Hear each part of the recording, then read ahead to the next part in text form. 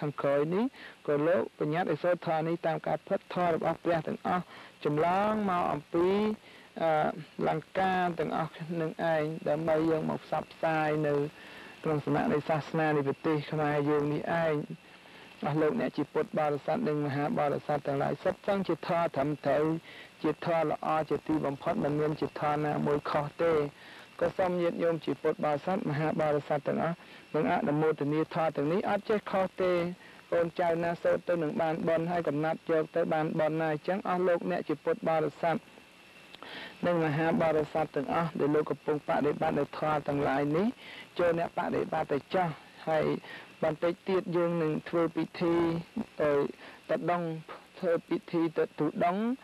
ងនេះឯងទូដងកំណត់នៅអនុវាតរបស់អនុវាតនៃជ័យពរក្នុងសំណាក់នៃសាសនាព្រះសិអាមិត្រីនឹងសូមកូនចៅជាពុទ្ធបរិស័ទនិងមហាបរិស័ទទាំងអស់នឹងឯងនឹងអនុមោទនានៅការអធិដ្ឋាននៅអនុវាតរបស់ជ័យពររបស់សំណាក់នៃសាសនាព្រះសិអាមិត្រីដែលយើងនឹងអធិដ្ឋាននៅពេលនេះកំណត់យកក្នុងសំណាក់នៃសាសនាយើងនេះហើយកុំឆ្ងល់ថាសាសនាព្រះសិអាមិត្រីមិនទាន់ត្រូវដល់មិនមែននេះខុសហើយនឹងត្រូវដល់ហើយយើងនឹងផ្សព្វផ្សាយបន្តអំពីនេះដល់សាសនាពុទ្ធគ្រប់5000ទៅយើងនឹងមានសាសនាព្រះសិអាមិត្រីកម្មយកតទៅទៀតហើយពិភពលោកទាំងមូលនឹងតែងនឹងបដិបត្តិចម្លងយកអំពីខ្មែរយើងសូមអនុមោទនា